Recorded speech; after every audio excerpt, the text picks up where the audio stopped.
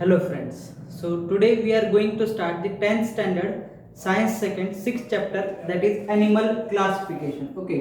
आज आपण कुठला एक नवीन चॅप्टर ॲनिमल क्लासिफिकेशन पाहणार आहोत. Animal classification. ओके. तर पहा, आपण 8वीला काय पाहिलं होतं मित्रांनो? Classification of living organisms. आता तुम्हाला माहिती आहे लिव्हिंग ऑर्गॅनिझम्स म्हणजे काय? लिव्हिंग ऑर्गॅनिझम्स म्हणजे सजीव असतात. काय असतात लिव्हिंग ऑर्गॅनिझम्स म्हणजे? सजीव. मग लिव्हिंग ऑर्गॅनिझम्सचं दोन सब टाइप्स मध्ये काय केलेलं आहे? त्याचं क्लासिफिकेशन केलेलं आहे. कुठल्या कुठल्या दोन टाइप्स मध्ये केलेलं आहे? एक आहे प्रोकॅरियोट्स आणि सेकंड टाइप आहे युकॅरियोट्स. ओके. आता प्रोकॅरियोट्स आणि युकॅरियोट्स असे दोन टाइप मध्ये काय केलेलं आहे? लिव्हिंग ऑर्गॅनिझम्सचं क्लासिफिकेशन केलेलं आहे. आता हे जे क्लासिफिकेशन आहे प्रोकॅरियोट्स आणि युकॅरियोट्स, हे केलेलं आहे कॉम्प्लेक्सिटी ऑफ सेल स्ट्रक्चर वरती. म्हणजे सेल किती कॉम्प्लेक्स आहेत. Okay. Complexity of cell structure या गोष्टीवरती काय केलेलं आहे? लिव्हिंग ऑर्गॅनिझम्सचं ह्या दोन गोष्टींमध्ये काय केलेलं आहे मित्रांनो? क्लासिफिकेशन केलेलं आहे. आता बघा, प्रोकॅरियोट्स म्हणजे हे असे लिव्हिंग ऑर्गॅनिझम्स राहतात ज्यांच्यामध्ये सेल हे कसे असतात? सेलचं स्ट्रक्चर हे सिंपल स्ट्रक्चर राहतं. आणि युकॅरियोट्स मध्ये सेलचं स्ट्रक्चर हे कसं असतं? थोडंसं कॉम्प्लेक्स असतं. म्हणून युकॅरियोट्स मध्ये कॉम्प्लेक्स स्ट्रक्चर आहे आणि प्रोकॅरियोट्स मध्ये सेलचं कसलं स्ट्रक्चर आहे? सिंपल स्ट्रक्चर आहे. आता ह्याचं एक्झाम्पल काय आहे? ह्याच्यामध्ये प्रोकॅरियोट्स मध्ये एकच किंगडम येतं, ते म्हणजे किंगडम मोनेरा. कुठलं एक किंगडम येतं मित्रांनो? Kingdom Monera. किंगडम मोनेरा पहा. आता किंगडम मोनेराचं एक्झाम्पल काय आहे मित्रांनो? All types of bacteria. काय आहे? All types of bacteria. बघा, आता 8वीला आपण लिव्हिंग ऑर्गॅनिझम्स हे पाहिलेलं होतं, हो का? आता आपल्याला ॲनिमल क्लासिफिकेशन आहे, पण थोडंसं आपण काय करणार आहोत? प्रिव्हियसला एकदा लुकआउट करणार आहोत. ओके.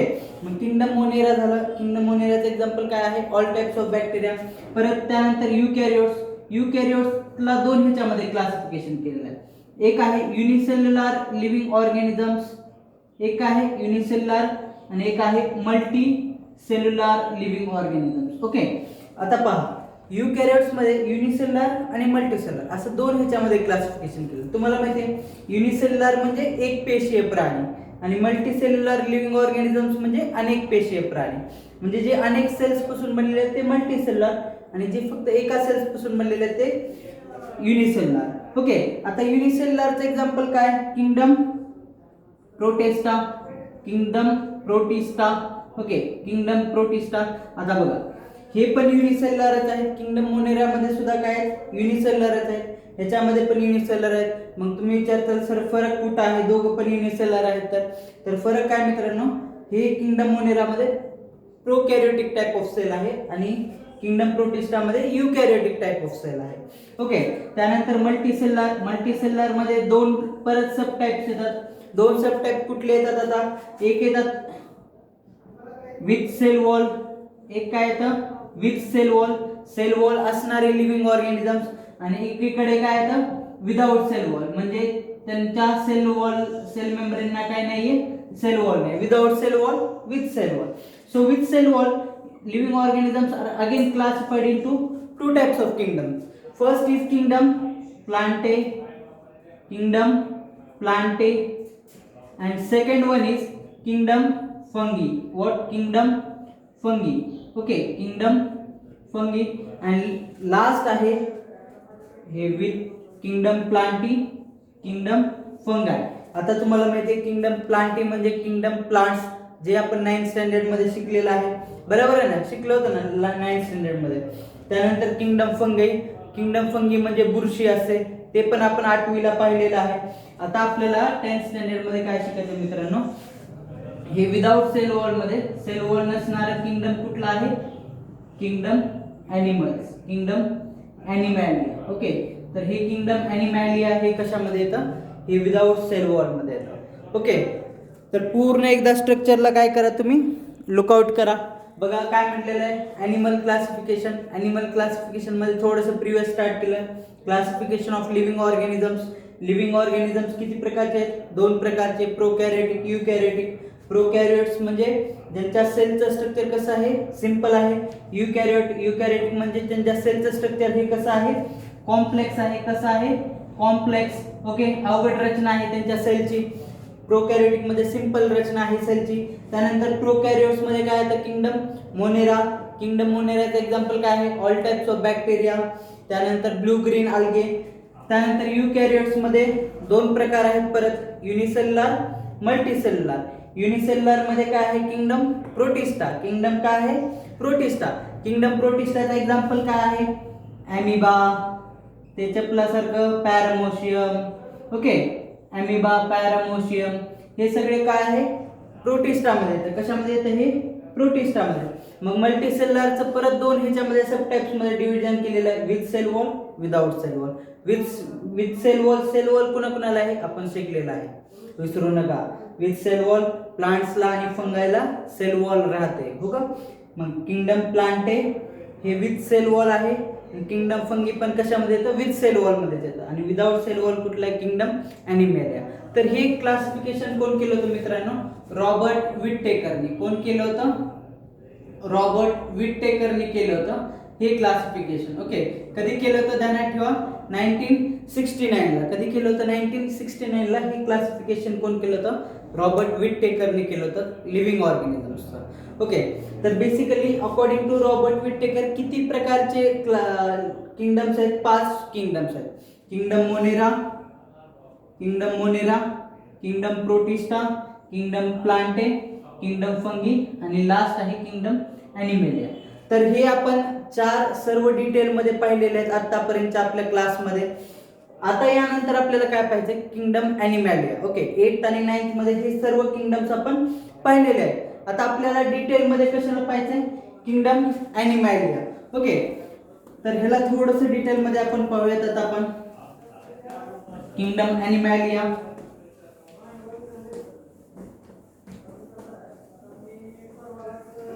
ओके, आता बघा किंगडम ॲनिमॅलिया. ओके, आता ॲनिमॅलियामध्ये बघा ॲनिमल्सचं क्लासिफिकेशन करणं का बरं गरजेचं आहे. ओके, आता ॲनिमल्सचं क्लासिफिकेशन करणं का बरं गरजेचं आहे, कारण बघा जवळपास 7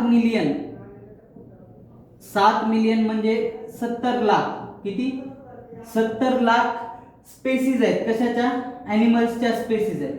70 लाख ॲनिमलच्या स्पेसीज आहेत. 7 मिलियन स्पेसीज आहेत ॲनिमल्सच्या. तर मी या सगळ्याच्या प्रत्येक स्पेसीसची आपण डिटेलमध्ये अभ्यास करू शकत नाही.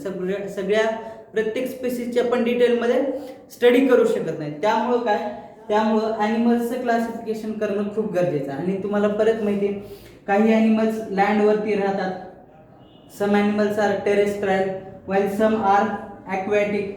काही ॲनिमल्स कसे आहेत, ॲक्वॅटिक आहेत, काही एरियल आहेत, काही क्रॉल करतात, तर काही काय करतात, काहींना लेग्स आहेत, काही क्रॉल करतात. ओके, तर हे वेगवेगळ्या प्रकारचे ॲनिमल्स आहेत. असे किती स्पेसीज आहेत, 7 मिलियन स्पेसीज म्हणजे 70 लाख स्पेसीज आहेत फक्त ॲनिमल्सच्या. मग आपण प्रत्येकाची डिटेलमध्ये स्टडी करू शकत नाही. त्यामुळे ॲनिमल्सचं ग्रुप्समध्ये आणि सब ग्रुप्समध्ये डिव्हिजन करणं आवश्यकच आहे. ओके, त्यामुळे ॲनिमल क्लासिफिकेशन करणं खूपच गरजेचं आहे. आता आपल्याला काय करायचं आहे, लिहून घ्यायचं आहे ॲनिमल क्लासिफिकेशनची डेफिनेशन. पहा तर आता काय डेफिनेशन आहे animal क्लासिफिकेशनची.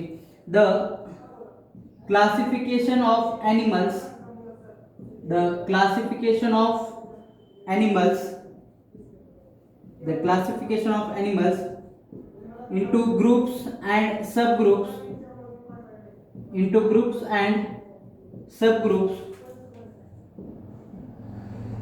on the basis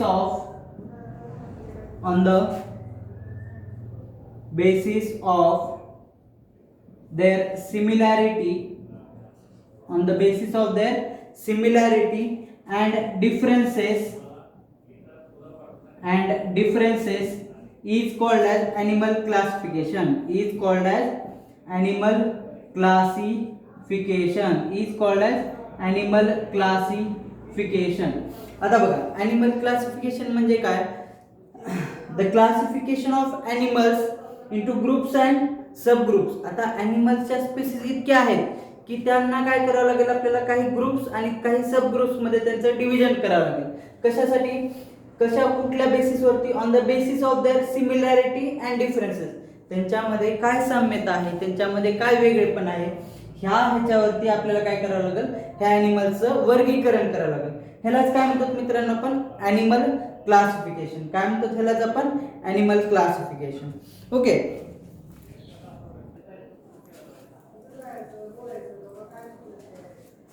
history of classification. Okay. आता पहा, हिस्ट्री ऑफ क्लासिफिकेशन मध्ये 3 मेथड्स आहेत. आपल्याला ह्या 3 मेथड्सला पाहायचं आहे. सगळ्यात पहिला जो प्रयत्न आहे ॲनिमल क्लासिफिकेशनचा, तो कोण केलेला आहे, अरिस्टॉटलने. कोण केलेला आहे, अरिस्टॉटलने. ओके. आता अरिस्टॉटलने काय केलं, सगळ्यात पहिली मेथड मांडली, ती म्हणजे artificial method. This method of classification is propose by Aristotle. ही जी मेथड आहे आर्टिफिशियल मेथड ॲनिमल क्लासिफिकेशनची, ही कोण मांडलेली आहे, प्रपोज कोण केलेलं आहे, अरिस्टॉटलने केलेलं आहे. ओके. सो फर्स्ट पॉइंट काय आहे, this method of classification is propose by Aristotle. Second method is of criteria. Okay. Second method मध्ये काय सांगितलं, क्रायटेरिया सांगितलं की अरिस्टॉटलने कुठल्या क्रायटेरियावरती ॲनिमल्सचं क्लासिफिकेशन केलेलं आहे. सर्वात पहिला आहे बॉडी साईज. बॉडी साईज, आता बघा सगळ्या ॲनिमल्सची बॉडी साईज कशी आहे, वेगवेगळी बॉडी साईज असते. ओके. तर ह्या बॉडी साईजवरती, त्यांच्या हॅबिट्सवरती आणि हॅबिटेट्सवरती. हॅबिटेट्स मीन्स ते कुठे राहतात, ते कसली सराउंडिंग आहे त्यांची, हे हॅबिटेट्स झालं. ओके. आणि हॅबिट्स म्हणजे त्यांच्या सवयी काय काय आहेत. सो क्रायटेरिया 3 आहेत, बॉडी साईज, हॅबिट्स आणि habitats. Okay. Then third point, this method was followed by Theophrastus, Pliny, John Ray, Linnaeus etcetera. Okay. आता बघा, हे 4 सायंटिस्टने मेथड फॉलो केलेली आहे. कोणत्या सायंटिस्टनी, थिओफ्रास्टस, प्लिनी, जॉन रे आणि लिनस यांनी काय केलेली ही मेथड फॉलो केलेली आहे. बरं, आता ह्यानंतर सेकंड मेथड कुठली आहे, natural system of classification. Okay.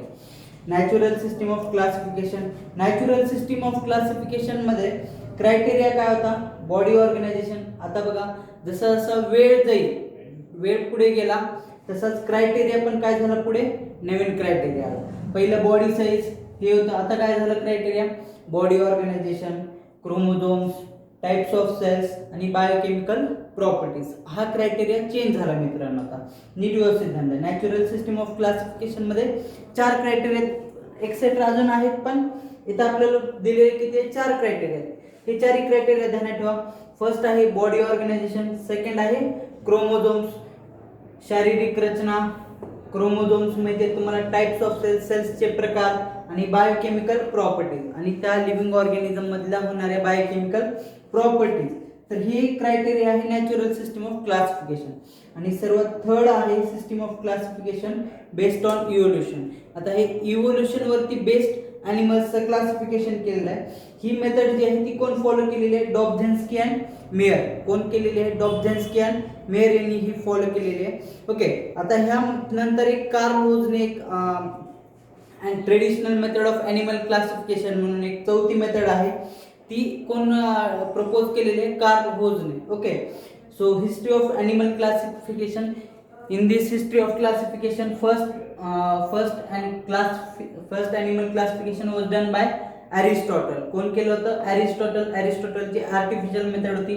Second natural system of classification आणि थर्ड आहे system of classification based on evolution आणि फोर्थ आहे traditional method of animal classification, ती कार्ल रोजने दिलेली. ओके. तर ही हिस्ट्री ऑफ क्लासिफिकेशन मध्ये इतके पॉइंट्स आहेत आपल्याला. Benefits of animal classification. Okay. First benefit काय आहे पहा, study of animals becomes convenient. Okay. आता ॲनिमल क्लासिफिकेशनमुळे सगळ्यात पहिला बेनिफिट काय आहे की ॲनिमल्सचं क्लासिफिकेशन केल्यामुळं त्यांना स्टडी करणं कसं झालं, सोपं झालं, कन्व्हिनियंट झालं, इझी झालेलं. Okay. So study of animals becomes easy. Convenient means what, easy. Okay. Second benefit, study of few animals from a group helps to understand that entire animal group. हां, आता पहा की काय म्हणलेलं आहे की ॲनिमल्सचं क्लासिफिकेशन केल्यामुळं काय झालं की एखाद्या ग्रुपमधला जर फक्त काही ॲनिमल्सचा अभ्यास जर केलात तर सगळ्या ग्रुपमधल्या ॲनिमल्सचा तुम्हाला काय होऊन जाईल, स्टडी होऊन जाईल. सो सेकंड बेनिफिट काय आहे, study of few animals from a group helps to understand about that entire animal group.